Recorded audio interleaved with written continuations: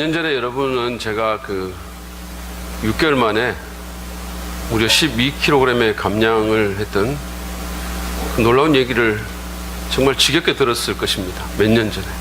지금은 제가 그 얘기를 잘 하지 않습니다. 왜냐하면 시간이 이미 흐르기도 했을 뿐만 아니라 빠져나갔던 살이 슬슬 돌아오고 있기 때문에 주님께 돌려드렸던 그 모든 기름들이 자꾸만 다시 내 뱃 속으로 돌아오고 있습니다. 어쨌든 제 인생 최대의 위협이라고 할 수 있는 그 놀라운 다이어트는 어떻게 이루어졌을까요? 그것은 제 체중이 81kg을 돌파하면서 건강에 문제가 생겼기 때문입니다. 고혈압에다 고콜레스테롤, 고지혈증, 중성지방 이런 것들이 저를 위협했기 때문이에요. 심장이 이쪽 부분이 아프고 때로는 너무 답답했고 불규칙적으로 이렇게 바운드하는 것을 제가 느꼈기 때문입니다. 어떨 때는 제가 샤워하다가 이렇게 가는 수도 있겠구나 이런 생각을 한 적도 있었어요. 그리고 허리도 너무너무 아팠습니다. 체중이 무거우니까 굉장히 몸도 무거웠었어요. 건강보험공단에서 그런 상황 가운데서 당신의 현 상황과 가족력을 고려해 볼 때 당신은 굉장히 위험한 상황 가운데 있다고, 언제 뇌경색이나 심장질환이 불시에 찾아올지 모른다고 경고의 편지까지 제가 받았어요. 이게 빨간 글씨로 이렇게 있어가지고 너무 기분이 안 좋았습니다.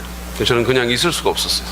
이런 건강상의 위기가 저로 하여금 정말 이 게으르고 몸에 안 좋은 음식만 좋아하던 저로 하여금 무언가를 하게 만들었습니다. 그래서 6개월 안에 12kg 감량이라는 그 놀라운 위협을 달성하게 한 겁니다. 여러분, 위기는 기회다라는 말이 있죠. 이것은 우리 그리스도인의 영적 삶에 있어서도 마찬가지입니다. 2주 전에 저희가 살펴봤던 것처럼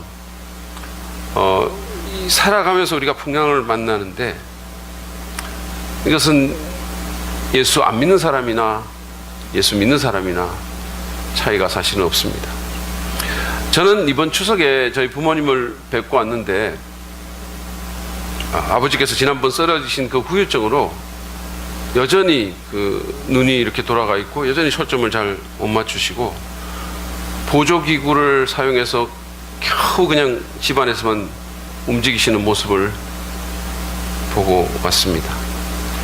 돌아와서 산본에 계시는 저희 이모님도 잠깐 뵙고 기도해드리고 왔는데 췌장암 말기로 아무것도 드시지도 못하고 너무 고통스러워하시고 힘없이 누워 계신 모습에 너무 가슴이 아팠어요. 굉장히 활동적인 분이신데 80이 넘어서도 교회 순장하고 사람들 돌보고 신방 가고 중보기도 사역하고 실버 대학 다니고 엄청 활동적이었는데 아무것도 못하고, 우리는 모두 이렇게 다양한 모습의 풍랑을 때때로 만납니다. 분명 그것은 인생의 위기입니다. 근데 그 위기가 기회로 바뀔 수 있습니다. 오늘 우리가 볼 본문에서도 우리는 그 사실을 분명히 볼 수 있습니다.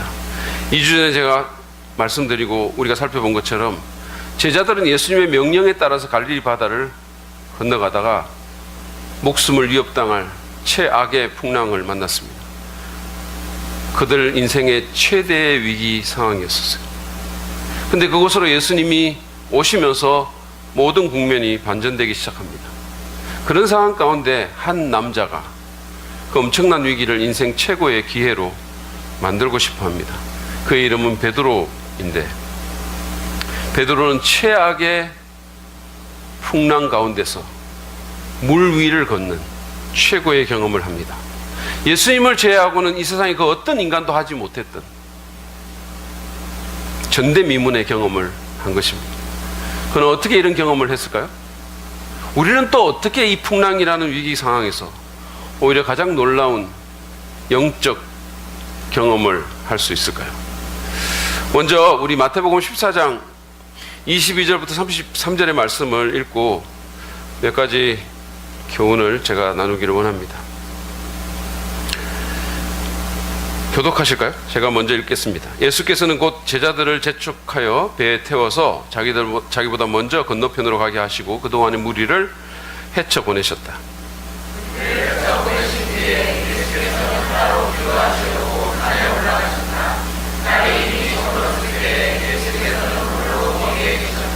제자들이 탄 배는 그 사이에 이미 육지에서 멀리 떨어져 있었는데 풍랑에 몹시 시달리고 있었다. 바람이 그슬러서 불어왔기 때문이다.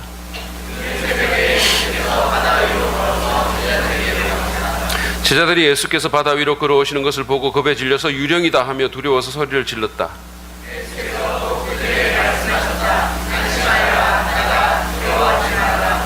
베드로가 예수께 말하였다. 주님, 주님이시면 나더러 물 위로 걸어서 주님께로 오라고 명하십시오.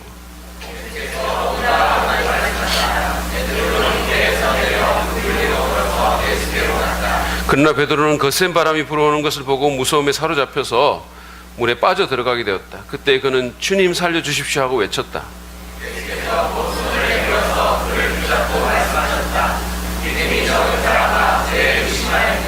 그리고 그들이 함께 배에 오르니 바람이 그쳤다. 선생님은 참으로 하나님의 아들이십니다. 아멘. 자, 이 말씀을 우리가 통해서 풍랑을 뚫고 물 위를 걸으려면 먼저 우리는 주님의 소명에 민감해야 함을 배웁니다. 주님께서 부르시는 그 부르심의 음성에 우리는 민감해야 됩니다. 지난번에 우리는 제자들이 풍랑을 만난 것이 우연이 아니고 그것은 주님께서 그들을 제자로 훈련시키는 일종의 수업과 같은 것이라는 사실을 보았습니다. 다시 말해서 이 풍랑 사건은, 여기 있는 모든 사건들은 사실은 분명한 주님의 의도 가운데 진행되었던 일입니다. 그리고 적절한 시점이 되었을 때 예수님께서는 그들을 괴롭히는 그 풍랑, 그 바다를 밟고 그들에게 오셔서 자신의 정체를 밝히시고 그들을 안심시킵니다. 사실 예수님께서 이 나다라고 하신 이 27절에서 나다라고 말씀하신 이 단어는 헬라어로 에고 에이미라는 단어예요. 근데 이거는 구약의 헬라어 역본인 70인역에서 여호와, 스스로 존재하는 자라는 여호와를 묘사할 때 쓰인 전문 용어입니다. 데일 브루너라는 신학자가 지적한 것처럼 예수님께서 지금 여기서 나다라고 말한 것은 야 나야 단순히 그런 의미가 아니라 자신이 하나님이심을 밝히고 있는 거예요. 나는 하나님이야. 에고 에이미, 나는 스스로 존재하는 자야. 그러니까 it's me, 영어로 말하면 Hey, it's me, 나야 라는 게 아니라 I am 이라는 뜻입니다. 나는 스스로 존재하는 사람이야. 그분이 물 위를 걸어오신 것, 그리고 에고 에임이라는 표현을 쓰신 것은 사실상 이 모든 사건이 일종의 신현현과 같은, 하나님께서 자신을 사람들에게 드러내시는 그 장엄한 순간과 같은 것임을 보여주는 겁니다. 따라서 이 모든 것은 의도가 있는 일이었습니다. 예수님께서는 이런 신현현을 통해서 제자들의 믿음을 한 단계 더 끌어올리고 그들의 헌신과 그들의 순종을 요구하신 겁니다. 여러분 잘 보십시오. 예수님은 지금 자신이 에고 에이미임을, 자신이 여호와임을, 자신이 하나님임을 밝히시면서 여전히 물 위에 서 계십니다. 배로 그냥 들어갈 수도 있었는데 그러지 않으십니다. 제자들의 앞에서 그분은 물을 밟고 서 계십니다. 의도가 있으신 거예요. 그것은 그들로 하여금 지금까지 한 번도 해보지 못했던 담대한 믿음의 모험을 하도록 유도하는 일이었습니다. 제자들 가운데 오직 베드로만이 주님의 그런 의도를 어렴풋이 감지한 것 같습니다. 그래서 그는 물 위를 걸어오셔서 자기 앞에서 그 물을 밟고 계시는, 거기서 서 계시는 그 예수님께 말씀합니다. 28절을 보시죠. 주님이시면 나더러 물 위로 걸어서 주님께로 오라고 명령하십시오. 여러분, 베드로가 바로 물 위로 뛰어들지 않았음을 유의해서 보시기 바랍니다. 그는 충동적인 성격이었지만 지금 그렇게 행동하지 않습니다. 그는 주님의 의도를 알기를 원하고 주님의 부르심을, 주님의 명령을 요청하고 있습니다. 주님이 원하시면 나를 불러서 물 위로 오라고 하십시오. 마태는 지금 극한적인 모험이나 무모한 행위를 또는 무모한 용기를 칭송하고 있는 것이 아닙니다. 존 올트버그의 책에 보면 천국 문 앞에 나타난 한 사람의 얘기가 나옵니다. 천국의 문지기인 베드로가 그에게 생전에 특별한 공을 세운 게 있습니까? 라고 물었어요. 그래서 그 사람이 이렇게 대답합니다. 예, 하나 생각납니다. 폭주족들이 어떤 아가씨를 위협하는 장면을 봤어요. 우연히 봤죠. 저는 즉시 그 아가씨를 풀어주라고 했지만 그들은 듣지 않았습니다. 그래서 저는 가장 덩치가 크고 문신을 많이 한 놈에게 가서 그의 뒤통수를 갈기고 오토바이를 발로 쳐서 쓰러뜨리고 그의 코골이를 낚아채서 땅바닥에 던지고 지금 당장 이 아가씨를 놔주지 않으면 나랑 한판 붙자 라고 말했습니다. 베드로는 이 말에 깊은 인상을 받았어요. 아니, 언제 그랬습니까? 바로 몇 분 전이죠. 그래서 제가 지금 여기 있는 겁니다. 이거 엄청나게 웃기는 얘기인데 여러분들은 이런 게 재미가 없으신 모양이에요. 여러분들은 그냥 왜 세상에서 가장 뜨거운 통화는 뭐 하상통화 이런 게 재미있으시죠? 여러분은 유머 감각에서 자라가야 돼요. 이걸 어떻게 설명해야 되겠죠? 여러분, 믿음과 무모함은 같은 게 아니에요. 베드로는 지금 무모하게 행동하고 있지 않습니다. 베드로는 예수님의 의중을 확인하려고 했고 그분의 부르심을 기다렸습니다. 그래서 행동하기 전에 먼저 주님께 물은 거예요. 그랬더니 29절에 주님의 반응이 나옵니다. 보시죠. 상반절에 예수께서 오너라 하고 말씀하셨어요. 예수님이 베드로를 불렀습니다. 그 풍랑 가운데서 물 위로 오라고 부르셨어요. 엄청난 요구를 하신 겁니다. 그때야 그는 움직였습니다. 여러분, 우리가 물 위를 걸으려면 이전에는 해본 적이 없는 그런 담대한 믿음의 행위를 하거나 새로운 시도를 하려면 이처럼 주님의 뜻과 그 소명에 민감해야 합니다. 예수님은 우리의 행복보다는 우리의 거룩함에 더 관심이 많기 때문에 또 하나님의 자녀로서 우리의 유용함에 더 깊은 관심을 갖고 있기 때문에 풍랑 가운데서도 우리를 도전하시고 오히려 그 상황 가운데서 우리를 새로운 부르심으로 부르십니다. 엄청난 순종이 요구되는 일로 우리를 부르십니다. 우리는 그 부르심에 민감해서 순종으로 반응해야 합니다. 그럴 때 우리는 풍랑을 뚫고 물 위를 걸을 수 있습니다. 지선아 사랑해의 저자인 이지선 자매를 아마 아실 겁니다. 굉장히 예쁜 자매였죠. 명문대 학생이었습니다. 그녀는 대학 4학년 때 도서관에서 공부를 마치고 자기 오빠와 함께 승용차로 귀가하던 중에 한 무책임한 음주운전자에 의해서 교통사고를 당합니다. 이 예쁜 자매가 전신 55%의 3도 화상을 입었어요. 이 아름답던 용모가 완전히 망가졌습니다. 거의 괴물처럼 됐어요. 처음에는 그냥 죽은 목숨이었습니다. 4, 5년에 한 번 나올까 말까 한 그런 중상 환자로 의사들마저도 치료를 포기한 상태였어요. 오빠한테는 그냥 죽을 거를 준비하라고까지 얘기를 했어요. 근데 그런 상황에서 7개월간 입원하면서 40차례의 대수술을 받습니다. 그리고 끔찍하게 고통스러운 수년간의 치료가 진행되고 그녀가 이렇게 변했어요. 지금은 많이 나아진 겁니다. 어쨌든 풍랑도 그런 풍랑이 없었죠. 근데 그 풍랑 가운데서 주님은 그녀를 새로운 삶으로, 사역으로 부르셨어요. 지선아, 내 사랑하는 딸아, 내가 너를 세상 가운데 세우리라. 아프고 병든 자에게 희망의 메시지가 되게 하리라. 사실은 하나님은 원망하고 세상은 원망하고 어쩌면 스스로 목숨을 끊어도 시원찮을 가련한 자매는 이 말도 안 되는 하나님의 부르심에 응답했습니다. 그리고 그녀는 풍랑을 뚫고 물 위를 걸었습니다. 얼마나 놀라운 하나님의 역사가 많이 나타났는지 모릅니다. 얼마나 많은 사람들이 이 자매로 인해서 용기와 소망을 갖게 되었는지 모릅니다. 얼마나 많은 사람들이 주님께 돌아왔는지 모릅니다. 그녀는 물 위를 걸었습니다. 여러분, 오죽했으면 이전으로 돌아가고 싶지 않다고 말을 했겠습니까?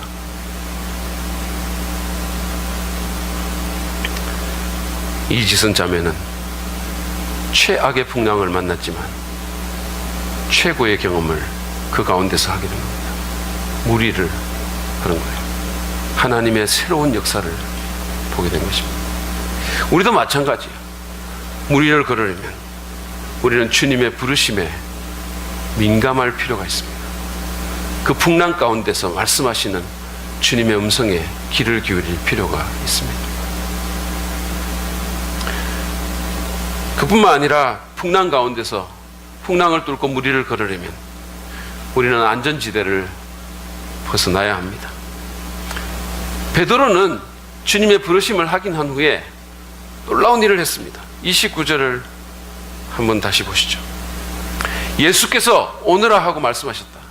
베드로는 배에서 내려 물 위로 걸어서 예수께로 갔다. 놀랍지 않으십니까? 그는 여전히 풍랑에 휩싸인 그 바다에서 그나마 자기를 지켜주고 있는 그 배를 벗어났어요. 그리고 물에 발을 내딛었습니다. 그냥 보면 정신 나간 짓이에요. 이건 자살행위입니다. 그러나 주님의 부르심이 있었기에 그것은 놀라운 순종과 믿음의 행위였습니다. 여러분 같으면 이렇게 하시겠어요? 그냥 햇볕이 짱짱 나는 평온한 바다에서도 사람들은 물에 발을 딛지 않습니다. 근데 파도와 바람이 휘몰아치는 새벽 3시에 그 괴물 같은 그 시커먼 그 바다에 누가 발을 딛겠어요? 그것은 얼마나 두려운 일이었을까요? 아무리 주님이 부르셨다 하더라도, 아무리 주님이 내게 오라고 손짓을 하셨다 하더라도, 아무리 주님의 사인이 거기 있다 하더라도 바다 한복판에서 배를 떠나겠습니까? 지금 유일하게 자신을 위험으로부터 보호해주는 눈에 보이는 그 배를 떠나서 물에 발을 딛겠습니까? 저는 어릴 때 목욕탕 물에도 발을 딛지 않았어요. 어른들이 아 시원하다 해도 그 말을 믿지 않았습니다. 왜냐하면 그것은 시원하지 않음을 내가 알기 때문이에요. 제가 이번에 수양에 가가지고 혼자서 바닷가를 갔어요. 저는 혼자서 이렇게 어딜 가는 일을 거의 하지 않습니다. 저희 아내가 꼭 옆에 있어야 돼요. 특히 모르는 곳은. 왜냐하면 저희 아내가 저를 인도해 줘야 되기 때문에. 근데 제가 혼자서 이렇게 바닷가에 갔는데 수양해관을 이렇게 벗어나니까 불안해지기 시작하는 거예요. 길을 잃을까. 안전지대를 제가 떠난 거예요. 근데 어떻게 찾았어요. 어떻게 해가지고 그 바다를 갔습니다. 사실 누구나 갈 수 있는 바다지만 갔어요. 그러니까 물이 많이 빠져 있더라고요. 서해니까. 그래서 거기를 걸어 들어갔어요. 걸어 들어가기 시작했어요. 한참을 걸어 들어가서 발목 정도가 물에 잠기니까 두려워지기 시작하는 거예요. 이게 언제 확. 그래서 저는 주위를 살피고 우리 교인이 있는가 보고 슬쩍 뒤로 돌아서 나왔어요. 근데 베드로는 배를 벗어나서 새벽 3시에 풍랑 속에 미친 듯 날뛰는 바다에 발을 뒤졌습니다. 그리고 그 결과로 그는 물 위를 걸었어요. 여러분, 배 밖으로 나가는 것은 두려운 일입니다. 오늘 이 이야기처럼 풍랑이 있는 때는 더욱 그렇습니다. 물에 빠질 확률은 거의 100%입니다. 근데 여러분, 한 가지 확실한 것이 있어요. 그것은 배를 떠나지 않으면 물 위를 걸을 수 없다는 거예요. 우리도 마찬가지예요. 한 번도 하지 못한 놀라운 영적 경험을 하기 원한다면, 새로운 성장과 부흥과 영적 돌파를 경험하기 원한다면, 이전과 다른 방식으로 하나님께 쓰임 받기를 원한다면, 하나님의 하나님 되심을 우리가 보려면 우리는 배 밖으로 나가야 됩니다. 두려움을 극복하고 믿음으로 우리의 안전지대를 벗어나야 됩니다. 이것은 쉬운 일이 아니에요. 왜냐하면 대부분의 사람에게는 자신의 안전지대 안에 안주하려는 뿌리 깊은 경향성이 있기 때문입니다. 이번에 제가 고향에 갔더니 저희 어머니께서 이제 아버지가 너무 이렇게 못 움직이시니까, 그 아버지는 이렇게 눈이 잘 안 보이시니까 일부러라도 이렇게 그냥 가만히 계시는 거예요. 아무것도 안 하고. 그래서 이제 저희 어머니가 아버지 좀 모시고 아파트 앞마당에 산책을 좀 가라고 이렇게 저한테 얘기를 하더라고요. 그래서 제가 아버지께 나가자고 권유를 했어요. 그 어머니가 등을 막 뜨미셔가지고 아버지가 문 밖으로 나오셨습니다. 근데 어머니의 의도는 이 보조기구를 좀 내려놓고 아들인 저의 어떤 도움을 받아서 걷는 훈련을 하게 하려는 거였어요. 근데 아버지는 한사코 그 보조기구를 내려놓으려고 하지 않으셨습니다. 그 보조기구는 제 동생이 사실은 아는 의사한테 병원에서 빌려온 건데 굉장히 좋은 거예요. 바퀴가 너무너무 잘 돼 있고 이렇게 온몸을 의지할 수 있고 굉장히 편안한 그런 좋은 보조기구였어요. 에스겔서 1장에 나오는 것처럼 천상의 생물들과 바퀴의 관계처럼 아버지가 나아가면 그 보조기구도 같이 나아가고, 아버지가 멈추면 그 보조기구도 바퀴도 멈추는 그런 거였었어요. 아버지는 끝까지 그것에 몸을 의지하시는 거예요. 나가시는데 계속 그걸 쥐고 계십니다. 아버지가 저를 신체적으로 좀 불신하는 것 같다는 느낌도 들었어요. 저는 제가 이렇게 그때 김철기 전사님이나 또는 윤석호 목사님처럼 그런 신체를 가지고 있었으면 얼마나 좋을까 이런 생각이 들게 됐어요. 그 보조기구는 아버지의 안전지대였습니다. 그분은 끝까지 내려놓지 않았어요. 실제로 저희 아버지는 이번에 쓰러지신 후에 바깥에 나가는 것은 말할 것도 없고 한 번도 안 나가셨어요. 집 안에서도 꼭 필요한 경우에는 아예 움직이지조차 않으신다고 했습니다. 안전지대를 떠나고 싶지 않아서 그런 거죠. 많은 사람들은 무리를 걷기를 원하지만 두려움으로 인해서 안전지대를 벗어나지 못합니다. 거기 머물러 있는 거예요. 그날 배 안에 있었던 11명의 제자들처럼 말입니다. 그들이 주님을 신뢰하고 그들도 배 밖으로 나갔다면 그들도 베드로처럼 물 위를 걷는 지상 최대의 경험을 했을 것이겠지만 배에 머물러 있었기 때문에 그것은 남의 얘기가 된 겁니다. 오늘 이 이야기를 읽은 많은 사람들은 베드로가 물에 빠졌다고 비난하지만 사실 그거는 베드로 입장에서 보면 매우 억울한 일이에요. 베드로는 가장 영웅적인 믿음의 행위를 했고 그 누구도 경험하지 못한 놀라운 물 위를 걷는, 평생 잊어버릴 수 없는, 말로 설명할 수 없는 그런 경험을 했지만 한 번 빠진 것 때문에 2000년 동안 그를 비난할 자격이 전혀 없는 사람들에게 부당한 비난을 받았어요. 여러분은 배를 떠나서 물 위를 걸은 일이 있으십니까? 없으면 말을 하지는 마세요.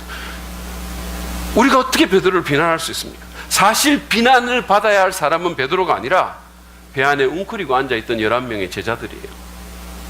그리고 여러분과 저입니다. 한번 생각해 보시죠. 여러분의 배는 무엇입니까? 어떤 분에게 그것은 관계일 겁니다. 그 관계가 잘못된 것임을 알지만 그게 원하는 인정과 사랑을 준다고 믿기 때문에 두려워서 그것을 떠나지를 못합니다.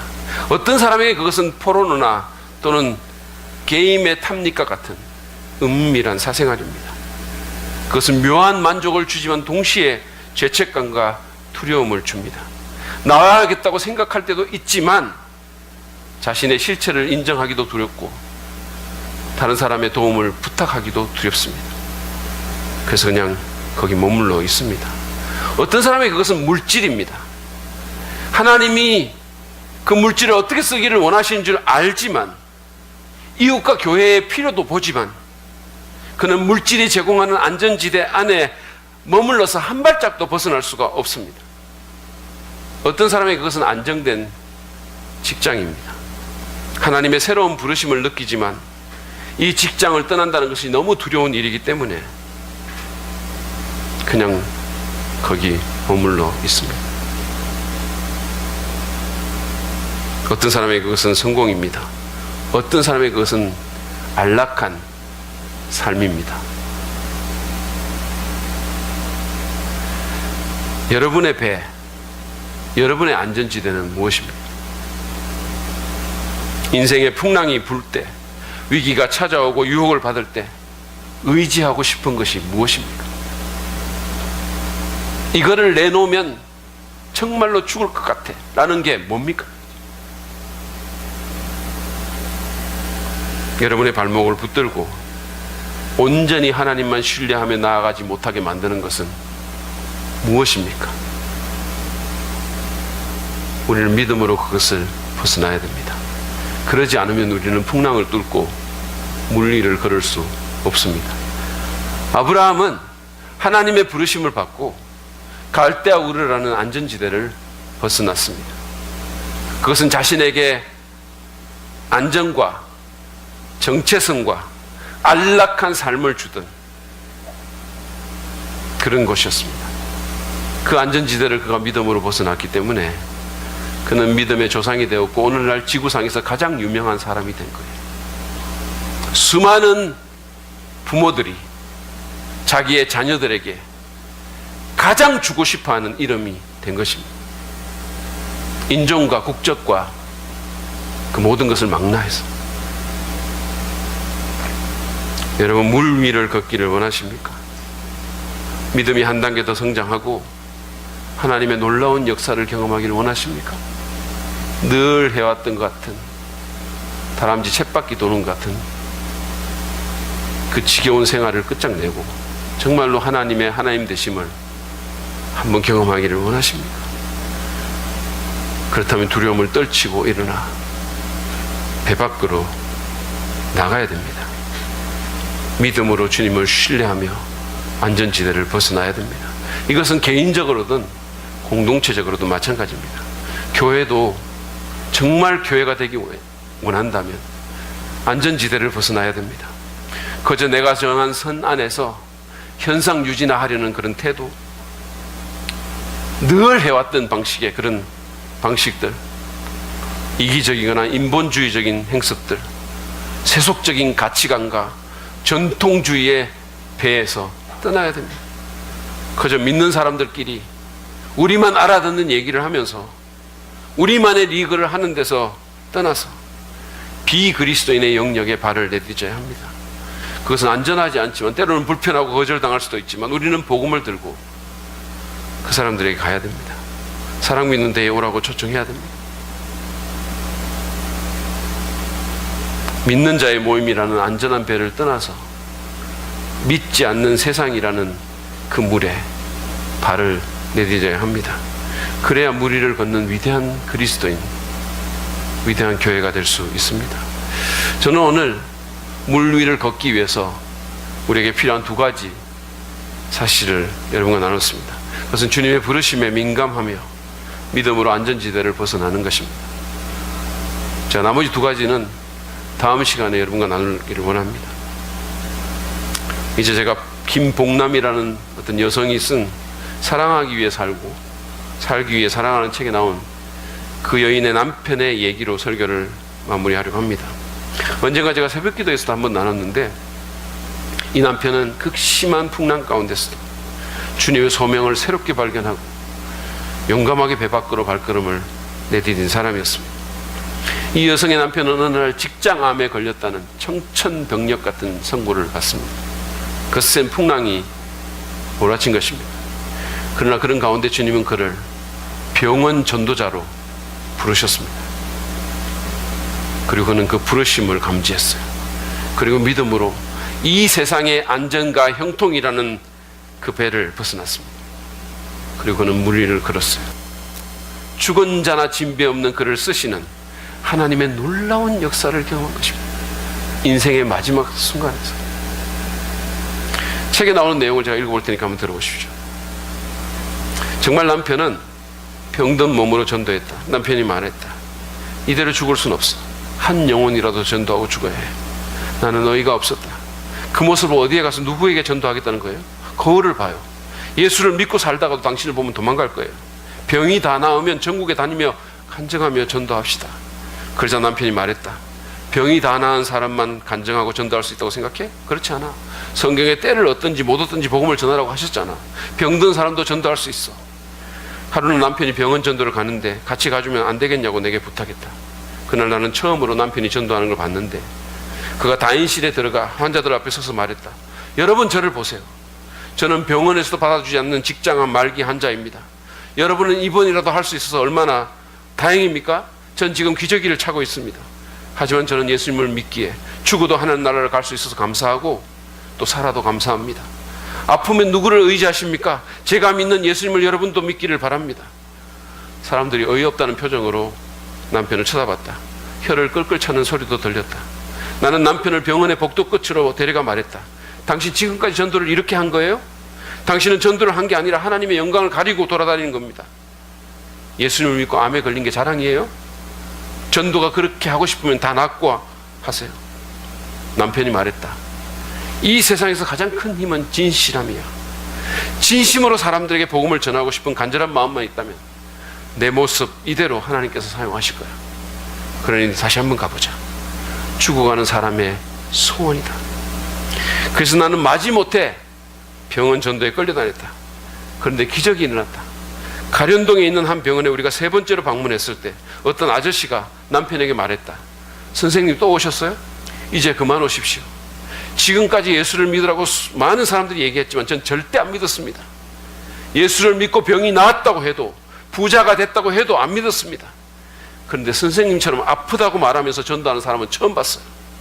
그렇게 정직하게 말할 수 있는 사람이 전하는 그 예수는 진짜인 것 같습니다. 어떻게 해야 제가 예수를 믿을 수 있는지 가르쳐 주십시오.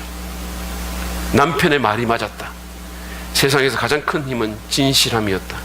영혼을 구원하고 싶은 간절함만 있다면 우리의 모습이 어떠하든지 간에 하나님께서 사용하신다. 1988년 우리 교회 총동원 전도 주일에 남편은 기저귀를 차고 비틀거리면서 새신자 46명을 데리고 왔다. 남편은 비록 짧은 생애를 살았지만 마지막 순간까지 한 영혼이라도 더 전도하기 위해 안간 힘을 쓰다가 떠났다. 놀랍지 않으십니까? 근데 여러분, 하나님의 역사는 이걸로 끝난 게 아니에요. 그의 담대한 이 믿음의 행위는 그냥 주일에만 교회를 다니든 무늬만 그리스도인이든 그 부인과 이 가정을 완전히 변화시켰습니다. 제가 다시 책의 내용을 읽어볼 테니까 들어보십시오. 남편이 떠나고 서재를 정리하다가 그의 강의 노트를 발견했다. 한 여백에 이런 글귀가 적혀 있었다. 내가 태어날 때 나는 울었지만 주위 사람들은 웃었다. 내가 죽을 때 주위 사람들은 울겠지만 나는 웃으면서 그분께 갈 것이다. 자신의 죽음을 예감한 낙서였다. 그 고백을 한 지 사흘 후에 그는 숨이 차오른다면서 담임 목사님에게 연락해달라고 말했다. 그리고는 화장실에 데려가 달라고 했다. 그날도 화장실 변기에 남편을 앉혀놓고 쓰러지지 않게 붙잡고 서 있는데 그 순간 둘만의 시간이 이제 마지막이 되겠구나 하는 생각이 들었다. 그러자 그에게 용서를 빌어야 하겠다고 생각했다. 그래서 남편 앞에 무릎을 꿇고 말했다. 우리가 부부로 산 세월이 12년인데 내가 그동안 스트레스를 많이 줘서 당신이 병에 걸린 것 같아. 그동안 당신의 마음을 아프게 하고 당신의 부모와 형제들에게 잘못했던 거 모두 미안해요. 여보, 나를 용서해줘요. 남편이 있는 힘을 다해 나를 끌어안으며 말했다. 용서를 빌 사람은 당신이 아니라 나야. 가난한 집에 시집와서 고생만 했는데 내가 죽고 나면 아이들 데리고 얼마나 힘들겠어. 이렇게 가는 나를 용서해줘. 우리는 그렇게 서로 용서를 주고받았다. 남편이 말했다. 이 다음에 부활할 때 다시 만나자. 그리고 나서 담임 목사님이 오시고 구급차도 왔다.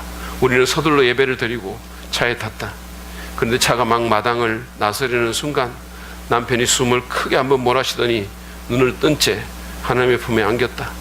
나는 그런 그를 흔들며 소리를 질렀다. 여보, 안 돼! 이렇게 가버리면 어떡해? 주님 살려내세요. 죽은 나사로도, 나인성 가부의 아들도, 해당장 야이로의 딸도 살리셨으니 제 남편도 살릴 수 있잖아요. 남편을 살려내세요. 아빠를 안고 우는 엄마를 보고 딸도 아빠를 끌어안고 울다가 그의 눈을 감기며 내게 말했다. 엄마, 아빠는 죽은 게 아니고 잠자는 거야. 부활할 때 우리는 다시 만날 수 있을 거야. 그러면서 새끼손가락을 내밀며 내게 말했다. 아빠는 죽었지만 엄마도 아빠처럼 병든 사람들을 위해 평생을 바치게 또 나와 약속해. 그때 목사님이 아이의 말을 듣고 말씀하셨다. 아이의 음성이 아니고 하나님의 음성이라고 여기고 빨리 약속하세요. 나는 마지못해 딸의 손가락에 내 손가락을 걸고 약속했다. 그런데 믿지 못할 일이 벌어졌다. 바로 그때 하나님께서 살아계신다는 게 내게 정말 믿어졌다. 그분이 나를 사랑하심과 부활이 믿어졌다. 믿음은 선물인 것이다. 장례를 치른 후에 내가 딸에게 물었다. 아빠가 죽었을 때 엄마에게 왜 그런 약속을 하자고 했어? 딸이 말했다. 아빠가 죽어가는 몸을 이끌고 전도하는 거 우리가 다 봤잖아요. 온 가족이 변했습니다. 하나님의 놀라운 역사가 이 가정에 일어났습니다. 김복남이라는 이 부인은 그 후 남편을 따라 병원 전도자로 헌신했습니다. 그리고 수많은 사람들을 주께로 이끄는 삶을 살게 됩니다. 세브란스 병원에 전도사로 섬기고 있는 이 부인은 남편이 주님 품에 간 지 20몇 년이 넘도록 한국을 넘어 전 세계를 다니면서 주님의 능력과 역사를 간증하는 특별하고 의미 있는 인생을 살게 된 것입니다. 한 믿음의 사람이 암이라는 풍랑 가운데서 주님의 부르심에 민감하게 반응하고 믿음으로 안전지대를 벗어났어. 그 부르심에 순종했을 때 어떤 일이 벌어질 수 있는지를 이 이야기는 너무도 감동적으로 우리에게 보여줍니다. 여러분 기억하십시오. 저 여러분이 그리스도인이라면 이 땅에서 조금 길게 살고 짧게 살기가 중요한 것이 아닙니다. 사실은 그건 큰 의미가 없어요. 여기서 조금 편하게 살고 조금 불편하게 살고가 우리 인생의 가치를 결정하는 것이 아닙니다. 그것이 우리 자녀들이 우리를 기억하는 모습이 아닙니다. 살면서 한 번이라도 물 위를 걷게 하시는 주님의 능력을 경험했는가가 참으로 중요한 것입니다. 여러분 풍랑 가운데 있으십니까? 주님의 어떤 부르심이 있는지, 이 풍랑을 겪게 하시는 주님의 의도가 무엇인지를 한번 생각해 보십시오. 그리고 믿음으로 안전지대를 과감히 벗어나시길 바랍니다. 그러면 여러분은, 그리고 우리 교회는 물 위를 걸을 수 있을 것입니다. 아니, 그렇게 우리를 붙들어 주시는, 그 일을 이뤄내시는 그 주님을 새롭게 경험할 수 있을 것입니다. 우리 모두에게 그런 하나님의 기적이 일어나기를 간절히 축복합니다. 우리의 시간 하나님 말씀을 기억하며 주 앞에 나아갑니다.